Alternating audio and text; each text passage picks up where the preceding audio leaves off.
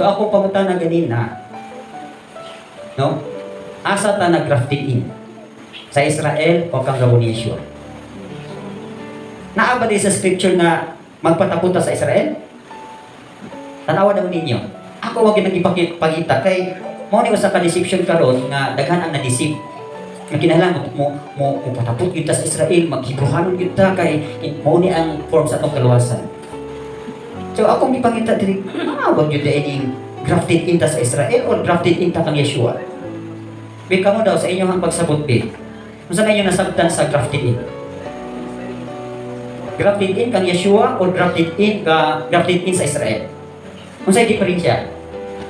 Ang atong verse reference ani Romans chapter 11 verses 16, 17, 18, 19. Okay. To where you are grafted in or asa ta na grafted in, no? Ang atong pagka, di ba, ang grafted ang grafted, ang saging meaning sa grafted? Ang meaning aning grafted is to cause a sayon to unite with a stock. Meaning naa kay reani buta na tumo ni siya, no? Kahoy ni siya, kahoy. Dayon na siya sanga. Ang original nga kahoy, actually naapon na siya iyang mga sanga, no? So mahitabo lang nga na ay grafted. Mahitabo kung kaning original na sanga putlon dahil na ipuli. Ipuli sa stock. So mo na itaw grafted ni nakatapot, ipatapot. So kung pamunta na, asa ta na grafted in? Sa Israel? No? Una Israel or kang Yeshua? Kay mo ni daghang na-receive. Kaya pamunta na, asa ta na grafted in? Sa Israel o kang Yeshua? Yeshua. Okay. So atong basahon na, diriyo. Romans 11. O kung balaan ang inunahang bunga, mauusap ang tibuok nga minasa. O kung balaan ang gamot, mauusap ang mga sanga. Apan kung ang uban sa mga sanga nga banggi, o ikaw sanggit, uliba nga ihalas, isumpay ka sa taliwala nila, o nakikambit ka sa ilang mga gamot, o sa katambok sa kahoy uliba. Dili ka mangandak tungod sa mga sanga. Apan kung mangandak ka, dili ikaw ang nagadala sa gamot, kung dili ang gamot kanimo. Busa magaingon ka ang mga sanga gibangkit, aron ako igasumpay. Maayo, tungod silang pagkadili matinuhoon, ginabanggi sila ug ikaw nagabarog. Tungod sa inyong pagtuo, dili ka magmapaytason kun dili mahadlok ka. Kay kung ang Elohim wala magpagawas sa mga sanga nga unay, dili usab magpagawas siya kanimo. Busa tanawa ang pagkamaayo ug ang pagkabangis sa Elohim alang sa mga nangahulog. Kabangis apan alang kanimo ang kaayo sa Elohim kung mapadayon ka sa iyang pagkamaayo. Kaya kung dili ikaw usab pagatuklon. Okay, muna akong pangutana ha. Asa ta na-grafted in? Kay ban pa man nasipyan ta. Kay kung nag-grafted in ka sa Israel, kinsa kay sa Israel? Anak ni siya ni Isaac, di ba? Apo ni Abraham. Okay. Apo ni siya ni Abraham. Dayon ini si Yeshua, anak sa isa yung amahan. Kaya ba Elohim, di ba? Kisa yung mama, natural si Miriam. Pero si Israel, ang iyahang amahan si Isaac, no? Si Isaac. So, physical niya, physical father niya. Si Yeshua, ang iyang iyang father, wala mo siya physical father, stepfather naman ito niya, si Aba Elohim, Yahweh. Okay. So, mayroong galitag, magpatapot ka sa Israel. So, pasabot ani Israel, flesh ha, flesh. Kay, naidaghan wa kasabot ani. Moto kayo na, i-share ni Kuya Puktoy na ako'y nangakuha ba? Ako di pasabot ka ron, no? Ako lang sang iklaro ani. Kung natapot ka sa Israel, kalinitan ka ron, ang Israel, di ba, Hebrew man sila, Jew. Okay. So, for Hebrews. Okay. So, kung magpatapot ka sa Israel, natural, kung mag-grafted in ka sila ha, kinahanglan, Mupatapot ka sa ilang kultura. Di ba? O kung sa ilang kultura, mupatapot ka nila. Kung sa ilang practices, imo ang i-practice kaya nagpatapot ka. So inana, di ba?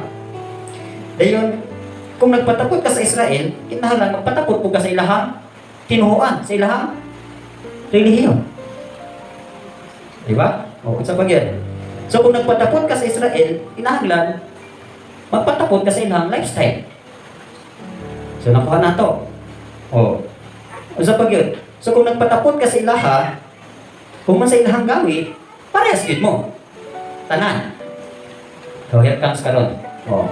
Kung magpatapot ka kang Yeshua, si Yeshua, Jew po siya. O? Dahil Hebrew po siya. Okay. Pero nakalintod man God, kay kung magpatapot ka kang Yeshua, no? Pwede man na magpatapot ka din. Pero, adunay question. Kay si Yeshua, kung magpatapot ka kang Yeshua, duhay isgutan. Flesh o spirit. Okay. Kung mayon po ka magpatapot ka sa Israel, flesh lang. Diba? Oh. Question mark spirit. Kaya wala pa yung kawalog kung sa'y padulngas ng tinuan. Oh, gawas lang niya sa mga sa kaniha ordinary ni dili ni siya ni. Sa ilang ng kultura ba, sa ilang ng pagka-nation, silang pagka-citizen. So, kung saan mo pinaka-trigger sa ko, pag-teaching ganyan ni Kuya Putoy about sa grafted in. Di ba mga sangamanta? So, ibutang na ito, gani kahoy karon mo ni siya, no? So, natural ang kahoy, gani. Kita nga mga Gentile man kita. Kung dili ta mga Hudiyo, Gentile kita, no? O ang mga Gentile, no? Kaning mga basta kay dili ka Hebrew, ang qualification na to, puro Gentile na dahil katanan. So, ngunit karon. O, diba ingon si Rabon Yeshua, sa dihang nag-ayo siya, adunay usa ka Syrophoenician nga woman. Nga niduol niya, may kag Syrophoenician, kanaanay ito nga babae. Niduol kang Rabon Yeshua, kay nangamho siya. Mahitungod sa iyang masakiton nga anak. Dahil ingon dayon si Rabon Yeshua, ang pagkaon sa anak, dili ang ihatag sa hiro. Sa ibang pasabot niya ito. Ingon siya nga Hudiyo, ang iyang tuyo, iyang losod, Hudiyo. Okay? Diba? O, wala pa siya muadto para sa Gentile, kundi sa pagpagita sa lost tribe of Israel, lost sheep of Israel. Sa to pa, ang main goal gidain ni Rabon Yeshua, nga niyang pangitaon, kanila yung mga sanga, o ikutan na to, kanila mga sanga mo ni ang mga Israel, lost sheep of the house of Israel. Mora ni siya. Mora ginay tuyo. Di ba? Kung sa may tuyo dali sa Genesis. Sa Matthew. Matthew 1:21. Kung imo kinatanaw, tanaw ka niya diri. And did not know her till she had brought forth her firstborn son, and he called his name Yeshua. Ang tuyo ron ni Rabon Yeshua, ang iya naging katawan ng iyang luwason. So sa to pakita ng mga Gentile, kaluoy nato, no? Kaluoy gid kay nato. Pero kinsa may nagplano nga luwason apil ang mga Gentiles, plano na sa amahan. Okay, so balikan sa nato ni. So ingon diri sa Romans 11 nga, for if the first fruit is holy, the lamp is also holy. For if the root is holy, so are the branches. And if some of the branches were broken off, and you being a wild olive tree were grafted in among them, and we then became partaker of the root and fatness of the olive tree. So, dito po ba masabtan ka ganina kay, diba, mo ni siya ang kahoy, buta na to ang tree. Diba, mo ni siya si Yeshua. Okay, Yeshua ni siya. So, naa siya yung mga sanga, ihang kaugalingong sanga. So, may kanyang kaugalingong sanga, iyahag itong mga katauhan na nito sa iyaha. No? Mo ni silang, malagang may mga katauhan na nito sa iyaha. In the first place, nagsangyaw siya sa mga Hudiyo man yun. So, daghang yun ang ituo sa iyaha. Daghang kayo ituo. So, pasabot nga, si Rabon Yeshua, natural, budag mo ni siya olive tree. So, kung sa katambok ang olive tree, natural ang mga sanga tambok po, o ang bunga po, tambok po na siya. O kung unsay design aning kahuya, no? Ang mahitabo siyang bunga, mao gyud pud ang kinaiyahan. So, ug sa kuan pa wala kay kalaingan. Oh, pure gyud nga olive tree. Pure gyud kayo nga bunga, gikan sa pure nga kahoy, pure nga punuan. Na here comes karon, oh, naay mga sanga nga unta gi-design na appeal sa iyaha pero ipangbalik kay nga naman. Ha? Appeal unta to siyang katawhan na tong mga dili gid unta mo disubi pero naamang gyud nag-unbelief para sa mga Parisiyo. Para atong mga ipangsangyawan nilang Paul, no? Mga Hudiyo pero wala man gid mo tuo sa ilaha. So, unsay decision ni Paul? Mga tuta na to sa mga Gentile. So, mo na nino na butan nito mo ni ang mga pure na gyud mga Jew na ni siya.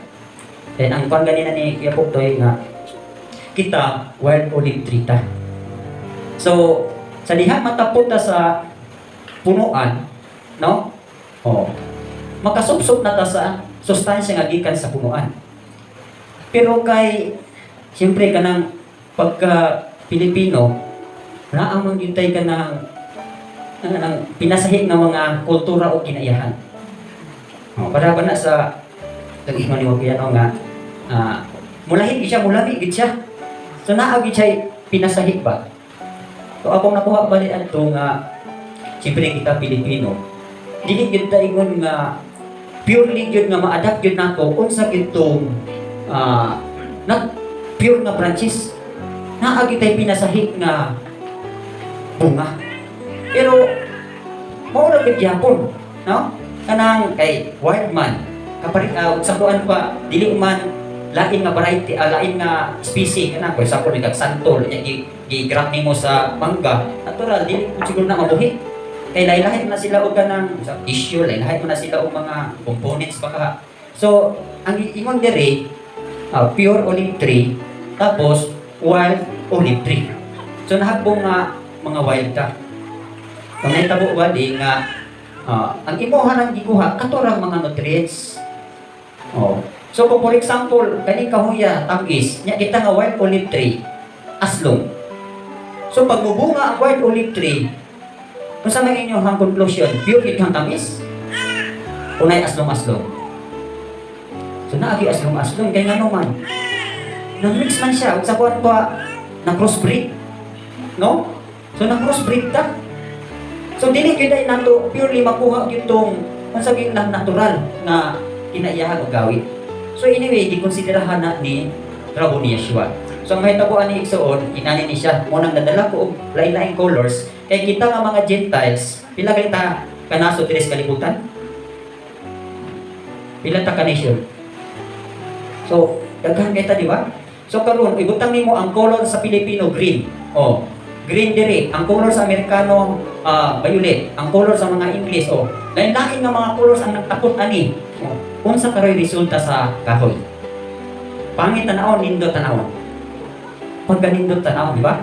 So mo na giingon diri sa Revelation nga multitudes of multitudes which no one could number. Kaning sa Revelation chapter 7. Nga after these things I looked and behold a great multitude which no one could number, of all nations, tribes, peoples, and tongues standing before the throne and before the Lamb, clothed with white robes with palm branches in their hands. So, kung ipadrawing ta ni karon ni atibig og nagkalain-laing color sa bunga, no? So mura ni siya Christmas tree nga gipagbitayon og nagkalain-laing color sa mga bula o sa dekorasyon. So pagkanindot gid ay kayo og resulta ni Rabbi Yeshua diin ang tanang mga Gentiles sa nagkalain-laing mga kultura, tribo, no? Di patakot sa yaha. Nindot kay tan-aw si Rabbi Yeshua. Pero ang atong gikuhaan sa vitamins ug sustansya gikan sa iyang kinasuran. So sa ato pa, dili gyud nato makopya gyud to ilahag yung pure nga kultura. So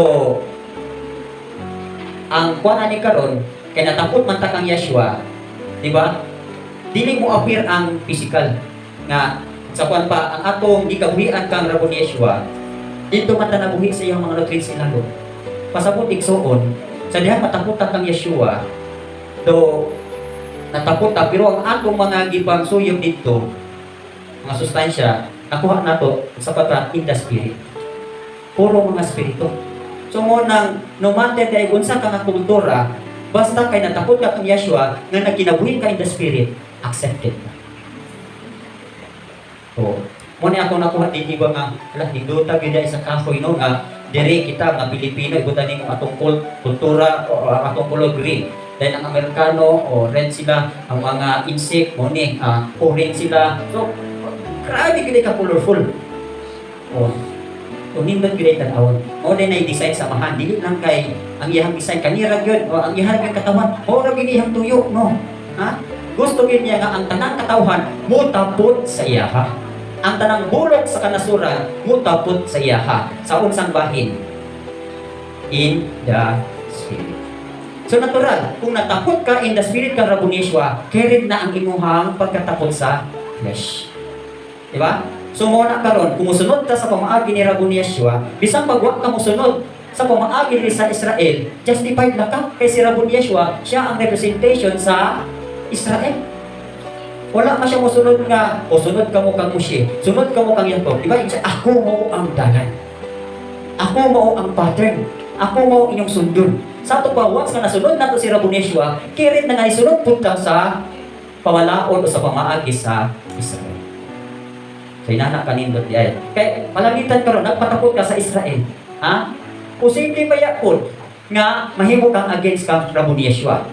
Kaya nga naman, ang Israel karon nga kanang ordinary, questionable pa ni ilahang espiritu. O ilang kayo nagpatapot ka sa mga misyanik. So natural ang mga misyanik, dili magpito nagikan kan Yeshua.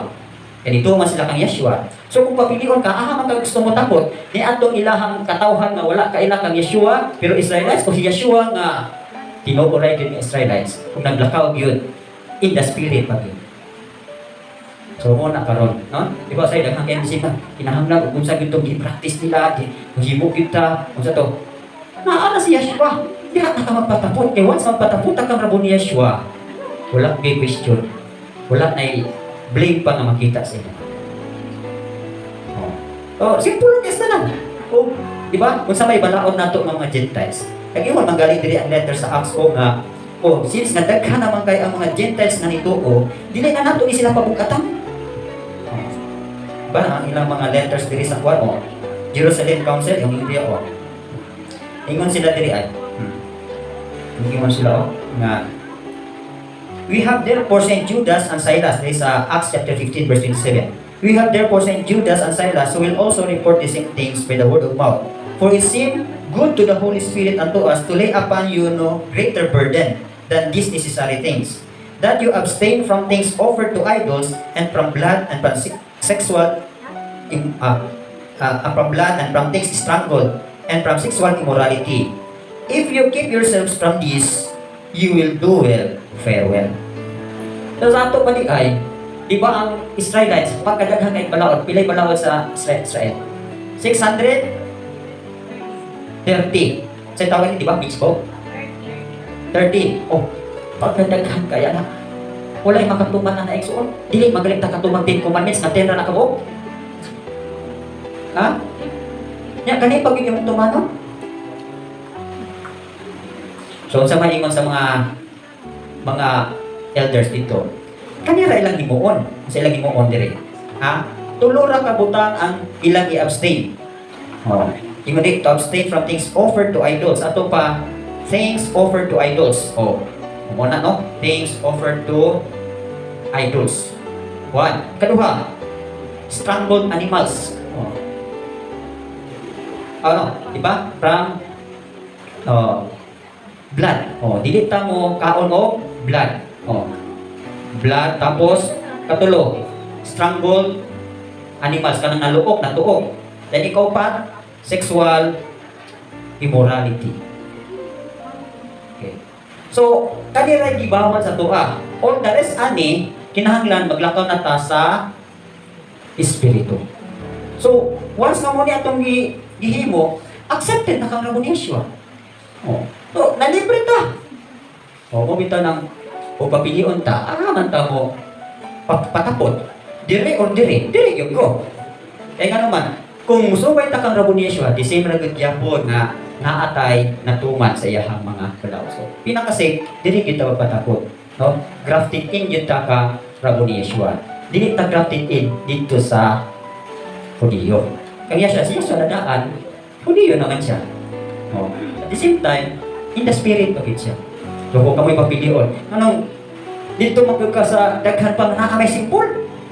O simple na kayo na. Oh, so muna yung mga pangutan na igsuon nga ito doon ang tag simple. So disulod pag ninyo na inyong handin.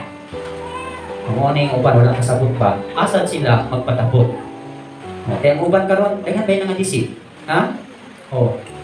Kung sa i-observe itong mga Sadducees, mga Pharisees, sumasagi mo ni Pugtoy nga, ki-approt naman to sila.